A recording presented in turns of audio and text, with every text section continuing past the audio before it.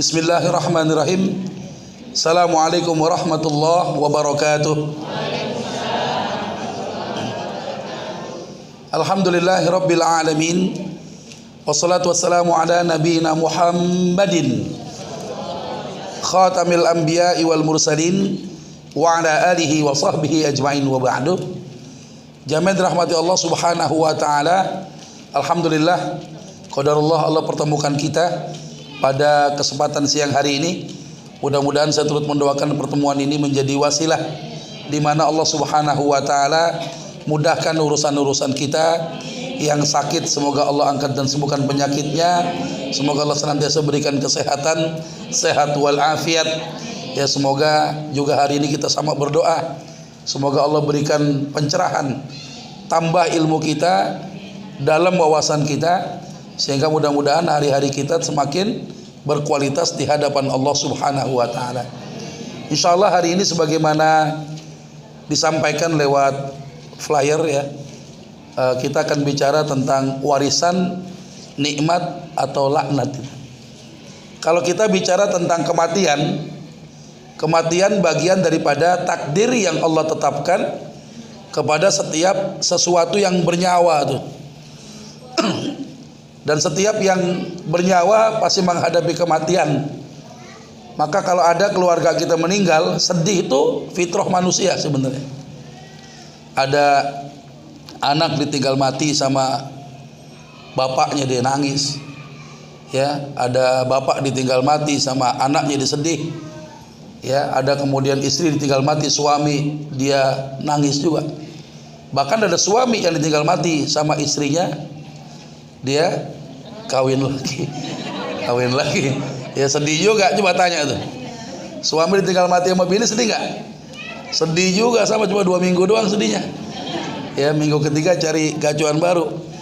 Tapi yang namanya kematian itu kan fitrah ya.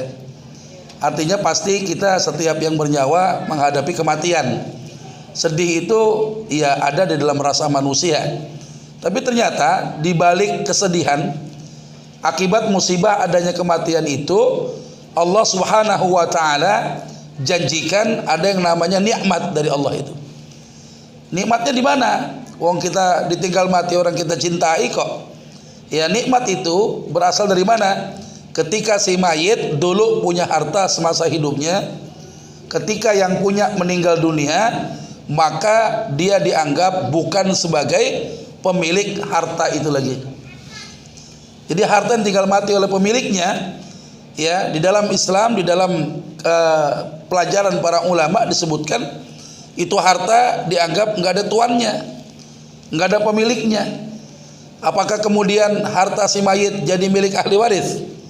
Iya. Milik siapa? Harta si mayit punya siapa? Ahli waris? Bukan, tapi harta itu kembali kepada Allah Subhanahu wa taala. Yu'tihi may yasha. Allah akan berikan harta itu kepada yang Allah kehendaki. Siapa? Ahli waris. Artinya bagi warisan harus sesuai dengan aturan-aturan syariat. Gak bisa ketika si mayit tinggalkan harta kemudian kita ngerasa bahwa ketika orang tua meninggal, ayah kita meninggal dunia, kita merasa bahwa harta si ayah jadi milik ahli waris, sehingga banyak orang-orang bagian harta warisan itu tidak sesuai dengan aturan syariat, tapi yang dipakai adalah seenak udelnya sendiri itu, bagi rata ya, yang penting ridho katanya. Ini kan gak sesuai dengan aturan syariat. Maka kalau itu disebut sebagai nikmat, kadangkala yang nikmat tadi bisa berubah menjadi laknat dari Allah Subhanahu wa taala. Kapan berubah jadi laknat itu? Manakala penanganan waris tidak dilakukan secara tepat. Siapa ahli waris, siapa yang bukan ahli waris. Jangan sampai orang yang bukan ahli waris dia malah justru mendapatkan harta warisan. Yang dia dapat harta yang tidak halal, maka nikmat berubah menjadi laknat dari Allah Subhanahu wa taala. Siapa contohnya orang yang berhak dapat warisan? Anak angkat, anak adopsi. Ya Bu ya, mengadopsi anak hukumnya haram.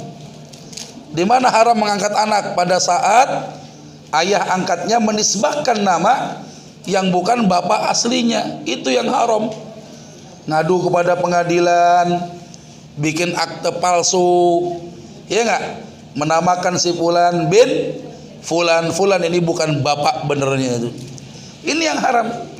Ya manidda'a ila ghairi abi, siapa yang manggil nama ya selain daripada bapaknya, dia ngaku-ngaku tuh bapaknya, wa huwa ya'lam, dia tahu, fal jannatu alaihi haram, maka surga haram buat dia tuh. Jadi mengadopsi anak hukumnya haram pada saat ya bapak angkatnya itu menisbahkan nama yang bukan bapak aslinya itu.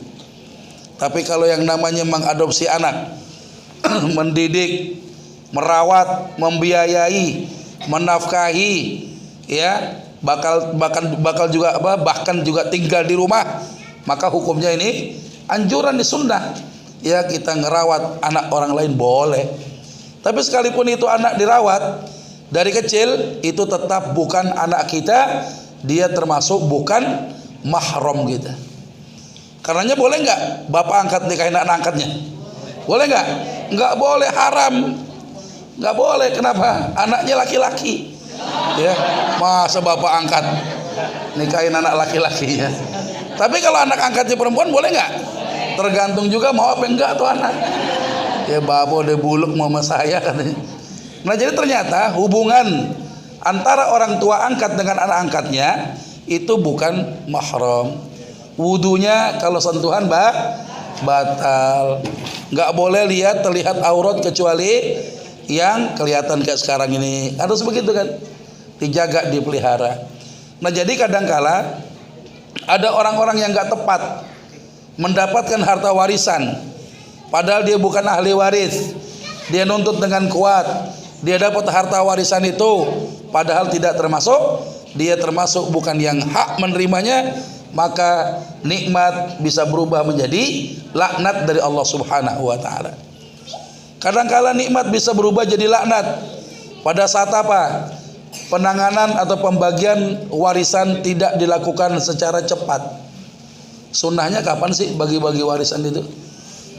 Asra ahsan, lebih cepat lebih baik. Pagi-pagi diumumin di masjid, inna lillahi wa inna ilaihi raji'un, telah berpulang ke rahmatullah fulan bin fulan dalam usia sekian, hadza wa kadza, ya habis diumumin, ya ba'da zuhur selesai disolatin, ba'da lasar habis dikuburin, malam habis isya langsung musyawarah waris. Itu sunnah namanya. Ya, jangan nunggu lama-lama. Ya, Nabi kan suka bilang kan, asri'u bil janazah, percepat pengurusan jenazah. Yang kita tahu cuma mandiin, ngafanin, nyolatin, nguburin, tapi kita lupa punya PR. PR-nya apa? Kalau si mayit punya harta, hartanya itu jadi warisan, rukun dan syaratnya terpenuhi, wajib kita melaksanakan pembagian harta warisan itu. Jelas nih?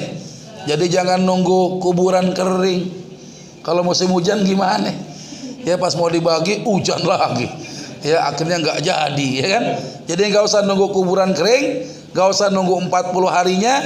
Ya asal lebih cepat lebih baik. Kenapa?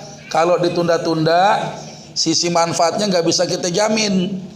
Kalau ada rumah, ada jaminan nggak kebakaran. Kalau ada harta, ada jaminan nggak kepake. Ya, ini kita khawatir kalau berlama-lama akhirnya muncul mudarat. Ya, ditunda-tunda, pada akhirnya ada ahli waris yang meninggal dunia kemudian nggak merasakan manfaatnya itu. Ya, nah kemudian juga penanganan waris bisa berubah jadi laknat Allah, padahal dia berupa nikmat kalau ternyata dibagi nggak bener caranya. Yang perempuan ngancam minta bagi rata, pokoknya bang kalau nggak dibagi rata gua jangan anggap gua saudara lu katanya. Ya pokoknya bagi rata aja dah, nggak boleh. Hukumnya haram. Ya kenapa itu hukumnya haram bagi rata? Hari ini kita bahas. Ya baik, itu sebagai pembuka. Masya Allah ya. Untuk mencari kajian masalah waris ini sungguh amat jarang sekali. Ya, ini sebagaimana Rasulullah sudah memberikan gambaran bahwa ilmu ini akan lama-lama dicabut oleh Allah. Ya, ulama-ulama yang faqih banyak yang wafat, orang nggak mau belajar lagi. Walhasil apa? Orang nanti nanya ke sono kemari, tanya terkait dengan masalah waris dia, tidak ada satupun yang bisa ngejawab apa yang menjadi permasalahan yang dihadapi di antara harta warisan itu sendiri. Coba kita lihat apa sih urgensinya mempelajari ilmu waris ini. Allah Subhanahu wa taala turunkan ayat di dalam Al-Qur'an surat An-Nisa ayat 11 sampai dengan ayat 14 ini. Bagaimana Allah Subhanahu wa taala yang menurunkan surat An-Nisa ayat 11 sampai dengan ayat 14. Kelihatan enggak, Bu? Saya gedein aja biar kelihatan ya. Allah mengawali ayat ini dengan kata-kata apa? Yusikumullah. Kalau dibahasakan dengan bahasa kita, Allah mewasiatkan kepada kalian. Kata yusikumullah ini, kata mufassir, itu kedudukannya lebih tinggi ketimbang kata amara. Amarakumullah, Allah perintahkan. Yusikumullah maknanya perintah juga, tapi kedudukannya lebih tinggi ketimbang kata amara. Apa yang Allah perintahkan kepada kita nih? Yusikumullah fi auladikum lidzakari mithlu hadzil unsayain. Allah perintahkan kepada kalian membagi harta pusaka, harta warisan kepada anak-anak kalian. Lidzakari mithlu hadzil unsayain. Bagian laki-laki adalah 2 kali bagian anak perempuan. Fa in kunna nisaan fawqa thnataini falahunna thulutsa ma tarak. Kalau anakmu perempuan saja ada 2 atau lebih jumlahnya, dapat 2/3 bagian, bagi rata tuh wanita semua. Ya, wa in kanat suwahida, tapi kalau anakmu perempuan sendirian saja, enggak ada laki-lakinya, falahan nisab, dia dapat setengah bagian daripada harta ibunya atau harta ayahnya itu. Ya, yang mau saya sampaikan di ayat ini di ayat 13-nya Allah nyatakan di ayat 13 ini tentang aturan 11 12 tadi di atas. Ya, tilka hududullah. Yang demikian itu adalah aturan-aturan Allah, ayat 11 dengan ayat 12 tadi. Wa may yutillaha wa rasulah, siapa yang taat kepada Allah dan Rasulnya, yudkhilhu jannatin tajri min tahtihal anhar, maka orang ini kalau bagi warisan sesuai dengan hukum syariat, sesuai dengan aturan Allah, dia dapat harta ziyadatul khair, tambah keberkahannya. Kalau dia mati, ada surga yang Allah persiapkan untuk orang yang mau menghitung waris sesuai dengan syariat itu. Ya, yudkhilhu jannatin tajri min tahtihal anhar. Ya, masuk surga, di bawahnya mengalir sungai-sungai, ya, kekal juga, khalidina fiha, kekal di dalamnya itu.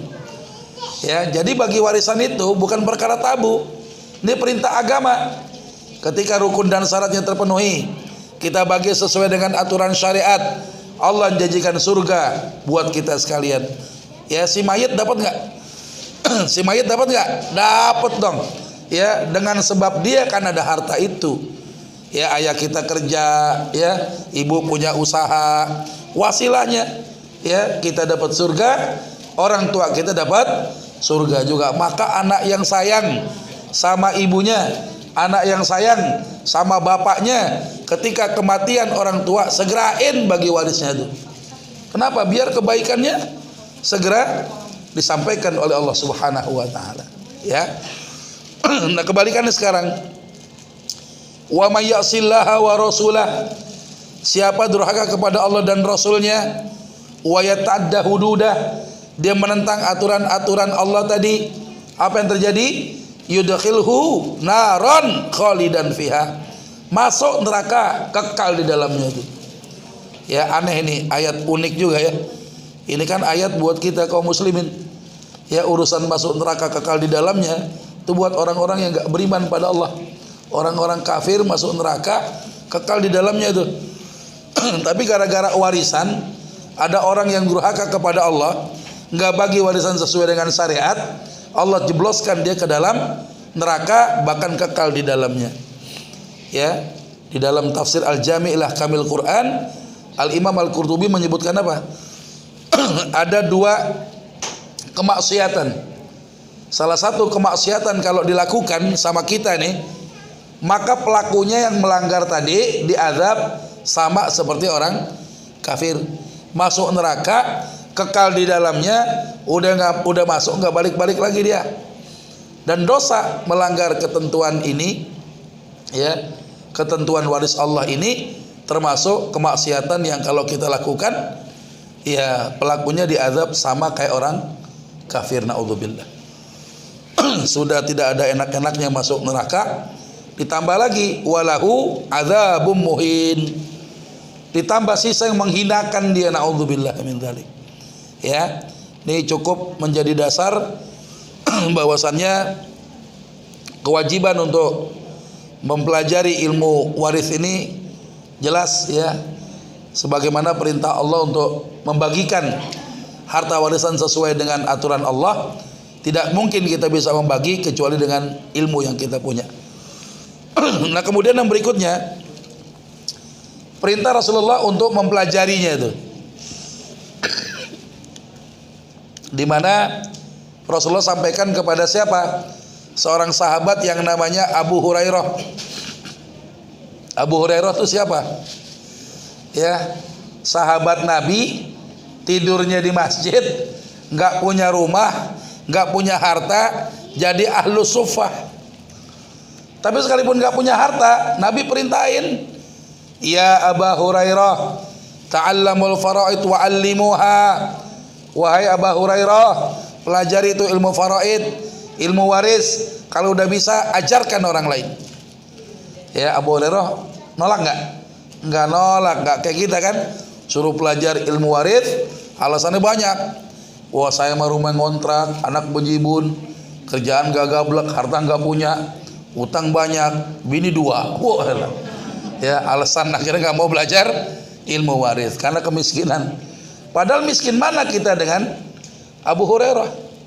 Ya, beliau tinggalnya di masjid, gak punya harta, gak punya rumah, jadi ahlus suffah. Tapi beliau diperintahkan Nabi untuk mempelajari ilmu waris. Fa innahu nisful ilm. Karena ilmu waris ini setengah ilmu yang Allah turunkan. Maksudnya bagaimana?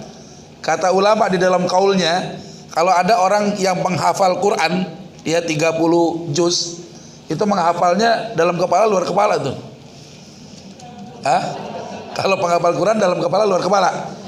Dalam kepala, makanya suruh bunyi-bunyi dia. Ya, kalau kita kan ngapal di luar kepala kan, nggak hafal-hafal mulu. Itu kalau ada orang yang menguasai 30 juz daripada Al-Quran, ya, ditanya tentang waris dia kagak ngerti, kata ulama apa? Kayak pakai baju perang, gak pakai pelindung kepalanya. Kalau zaman sekarang nih ada pembalap bawa motor moge gitu kan, cc gede, dia lengkap sama jaketnya tebal, lututnya ada pelindungnya, sikutnya pakai protektornya, dia ngebut, dia lewat tikungan lupa pakai helm. Kira-kira kalau jatuh bahaya nggak? Bahaya. Sebahaya itulah orang yang katanya menguasai Al-Quran tapi tidak menguasai ilmu waris, setengah ilmu. Yang berikutnya, huwa yunsa. Kata Nabi, ilmu ini akan dilupakan orang. Wa huwa awwalu syai'in yunsa'u min ummati. Salah satu ilmu yang pertama kali akan Allah cabut. Ketika ilmu ini dicabut, apa yang terjadi? Wa tadhharul fitan. Muncul fitnah. Fitnahnya apa? Hatta yakhtalifal ithnani fil faridah. Ada dua orang yang bersengketa masalah waris, ya. Tanya ke sono kemari, la yajidani man yaqdi biha. Tidak ada satupun, ya, orang yang ditanya bisa menyelesaikan perkara dia itu. Ngeri kan? Nanya ke sono kemari nggak ada yang tahu. Kenapa? Nanti Quran di dalam satu hadis tinggal tulisannya doang. Tinggal yang dihafal doang. Ya, Islam tinggal namanya doang. Ulama yang tinggal di kolong langit ini, kata Nabi, seburuk-buruknya makhluk ulama-ulama as-su katanya. As-su itu bahasa apa? Bukan bahasa Jawa, bukan. Ya, as-su itu bahasa Arab. Ya, ulama as-su, ulama yang buruk yang hanya takut kepada uang dan kekuasaan saja. Kalau ngasih fatwa sesuai pesanan mustafti, ya nanti bahaya ini. Fitnah ini akan datang di tengah-tengah manusia. Termasuk ketika ada orang bersengketa masalah waris, tidak ada satupun orang yang bisa menjawab permasalahan dia. Ilmunya telah dicabut dengan banyaknya ulama diwafatkan oleh Allah itu. Nah, kemudian yang berikutnya, secara definisi apa? Kita melihat secara syarak ya, bahwa harta warisan itu adalah menyangkut hak kepemilikan. Ya, yang disebut dengan hak kepemilikan seseorang semasa hidupnya, dia dimiliki secara sempurna, halal dan legal. Harta sempurna ini dalam pembahasan fikih disebut apa? Milkut tam namanya. Hartanya sempurna, nggak nyampur sama kepemilikan orang lain, bukan harta samar-samar, emang tuh bandek punya dia, ya nggak? Ya, itu halal dan legal. Ya, syarat utama. Ya, nah ini makanya kalau ada bicara tentang harta masih nyampur, ya, Undang-Undang Perkawinan nomor 1 pasal 35 tahun 74 tentang harta gono gini itu tidak dikenal dalam Islam tuh.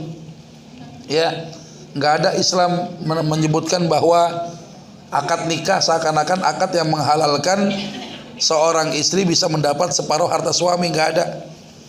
Atau kebalikannya, akad nikah bukanlah akad yang menghalalkan seorang suami bisa ngambil separuh harta istrinya. Tapi akad nikah itu adalah akad yang menghalalkan hubungan jima antara laki-laki dengan perempuan yang bukan mahramnya. Ya, jadi nggak ada harta dimiliki karena sebab pernikahan, itu nggak ada. Ya, maka kalau ada harta masih nyampur karena urusan barangkali bukan karena nyampurnya karena pernikahan saja, tapi nyampurnya harta karena mungkin terjadi dan disebut dengan harta mustarokah. Ya, harta mustarokah itu ya harta yang dimiliki ya dengan saham, tidak hanya seorang saja, disebut dengan harta mustarokah. Apa contohnya? Suami istri punya kios di Tanah Abang, dagang pakaian, pagi-pagi sampai pulang sore hari, umplek-umplekan aja di situ tiap hari itu. Sebulan sekali ngitung untung, istrinya nggak digaji karena bukan karyawannya. Ya, kemudian dapat untung 1 bulan, ya maka untung itu karena usaha bersama, namanya harta mustarokah. Kalau dia bisa beli rumah, bisa beli mobil, bisa punya harta dengan uang usaha bersama, itulah disebut dengan harta mustarokah. Harta dengan saham berdua. Kalau salah satu meninggal dunia, pisahkan dulu mana harta yang hidup, mana harta si mayit. Hartanya si mayit itu menjadi harta warisan. Ya, itu namanya harta legal. Ya, contoh lagi ya. Apa sih dimaksud dengan harta sempurna ini? Kalau ada istri dikasih uang belanja 10 juta sebulan, ada? Ada enggak? Ibu-ibu dapat uang belanja berapa? 10 juta, ada? 5 juta ada? Anggaplah 5 juta buat belanja ya. Suami ngasih duit 5 juta. Istrinya nanya, "Bang, 5 juta buat apaan?" "Ya buat beli makanan buat kamu sama saya sama anak kita. Belanja ada sebulan." Tiba-tiba di belanjaan sebulan sisa uang belanja 1,5 juta. Itu duit siapa kira-kira? Duit istri apa duit suami itu? Ah, abang-abang kira-kira nih yang suka ngasih uang belanja sama bini, kira-kira kalau ngasih uang 5 juta sisa 1,5 juta, duit siapa itu? Istri. Kenapa duit istri? Dikasih bener. Tadi suami bilang ngasih gitu? Enggak. Ya, suami bilang, "Neng, ini duit." Makasih ya. Ini duit. Tuker. Ya, ini uang buat belanja, ya makan kamu sama kita, sama anak-anak kita. Ya, maka kalau ada sisa uang belanja, duit siapa? Duit bini apa duit suami? Duit suami, pulangin. Iya, kasih tahu. Kelengking.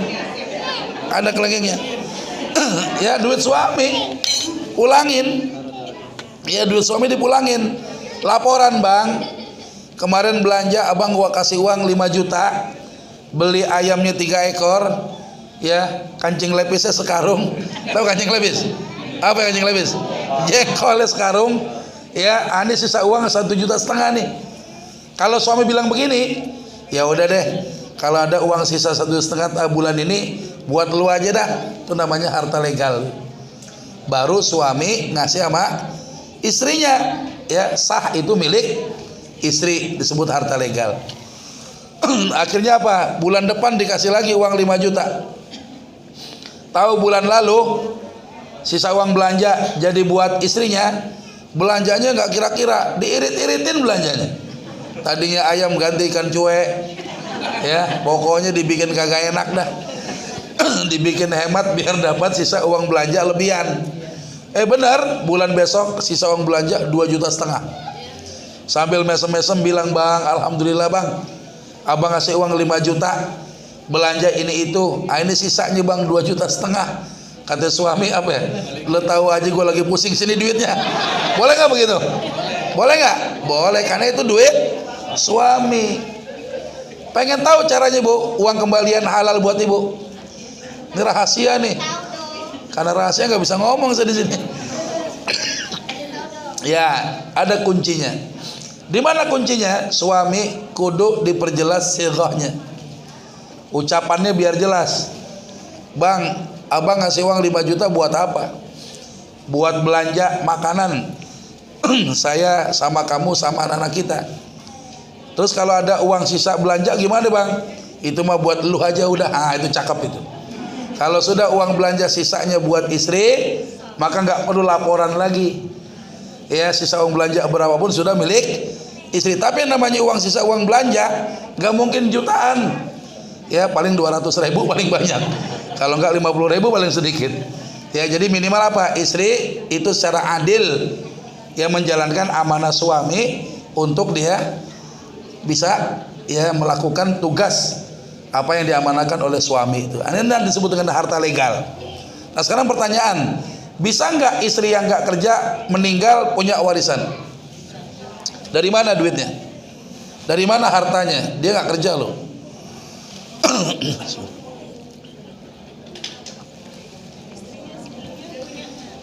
Dari mana kira-kira? Istri nggak kerja nih, nggak kerja ya. Dia meninggal, bisa punya harta dan jadi warisan buat suami, buat orang tua, buat anak dia tuh.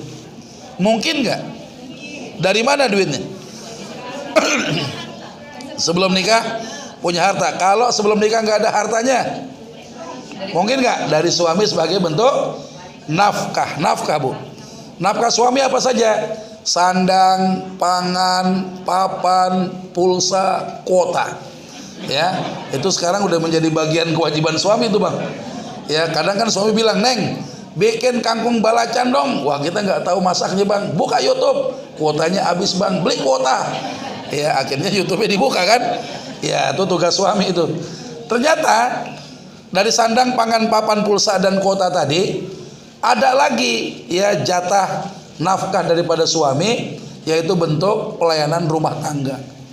Yang namanya cuci piring, ngepel, belanja ke pasar, sampai kemudian masak, ya, benerin genteng bocor, ya, gali-gali sumur, ya, termasuk juga setrika baju, ya, bersih-bersihkan rumah. Itu bukan tugas seorang istri, tapi tugas seorang suami dalam rangka nafkah kepada istrinya. Ya, jadi ibu-ibu yang sekarang melakukan ngepel rumah, cuci baju, setrika baju, apalagi tuh, masak, belanja ke pasar, itu dalam Islam itu bukan tugas istri, tapi tugas suaminya. Ya, maka suami kalau dalam hal ini wajib mengerjakan tugas-tugas rumah tangga tadi. Ya, kata Imam Malik apa? Yang wajib melakukan pelayanan rumah tangga itu bukan istri kepada suami, tapi suami kepada istrinya. Kenapa? Ar-rijalu qawwamuna 'alan nisa. Karena laki-laki itu pemimpin wanita. Yang namanya pemimpin wajib melayani rakyatnya. Maka suami wajib melakukan tugas-tugas rumah tangga. Kalau nggak sanggup bagaimana? Wajib suami carikan pembantu untuk istrinya. Kata istri bilang, bang, gak usah piara pembantu dah bang. Emang kenapa neng? Rumah kita kan ukurannya 4L. Kemana-mana lo lagi. Saya emang gak rela dah abang piara pembantu. Tidurnya di mana?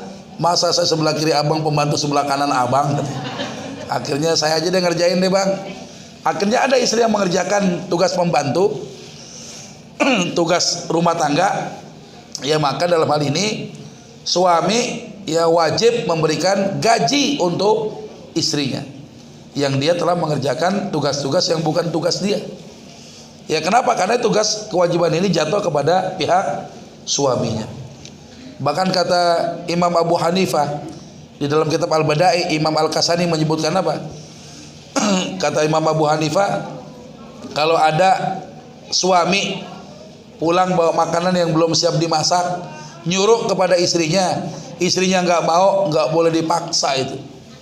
Contohnya apa? Ada suami pulang bawa sayuran sekantong plastik. Neng udah lama neng abang nggak ngerasain masakan lo nih. Mang kenapa bang, masak apa bang? Ini nih abang minta bikin tumisan apa bang? Abang pulang dari kantor lewatin pinggir rawa, di dalam rawa banyak eceng gondok neng. Daripada gak ada yang babadin, abang babadin eceng gondok di bawah. Ini abang bawa sekantong nih, bikinin tumisan pakai tauco katanya. Apa kata bininya bang? Kalau eceng gondok ditumis, kalaupun matang kita makan pelolodan bang katanya. Gak bisa ketelen, gak mau saya capek masaknya. Kata Bu Hanifah, istri gak mau masak gak boleh dipaksa. Tapi si istri bisa perintahkan suaminya untuk mencari bahan makanan yang siap dimakan pada waktu itu. Daripada capek bang, kita masak. Abang ke rumah makan Padang sono, beli nasi 2 bungkus, rendangnya 2 juring. Jangan lupa ya lalapan daun singkong sama sayur nangkanya, ya sambal merah sama sambal hijaunya bang. Udah jalan sono, jalan suaminya kan, baru nyalain motor dipanggil lagi, bang, tunggu bang, apa lagi? Perkedelnya 2 bang. Wah, perkedelnya 2. Sempurna penderitaan suami udah. Ya. Nah jadi ternyata istri yang gak kerja saja bisa punya harta dia. Dari mana? Pertama nafkah suami. Yang kedua tugas pembantu tadi. Kalau antum mengerjakan, yang wanita ngerjain, ya suami gak biara pembantu, ya ini anjuran saja nih, suami minimal kasih tambahan upah. Ya kenapa? Karena istri mengerjakan tugas yang bukan tugasnya itu. Ya, berarti kalau ada istri meninggal dunia, bisa saja dia punya harta itu. Ya. Nah, termasuk juga tadi di awal tentang gonogini tadi. Kalau ada harta seorang meninggal dunia, suami, ya istrinya punya anak masih kecil-kecil, itu kadang-kala istri nggak mau bagi warisan kecuali dibagi separuh hartanya dulu. Ya disebut dengan gonogini tadi. Sisanya baru dijadikan warisan. Kalau ada wanita begini membagikan harta warisan dengan cara seperti ini, maka nyata sudah yang suka memakan harta anak yatim bukan orang lain tapi ibu kandungnya sendiri. Ya nggak boleh membagi warisan diparuh dulu separuh harta gonogininya. Kita nggak pakai. Kalau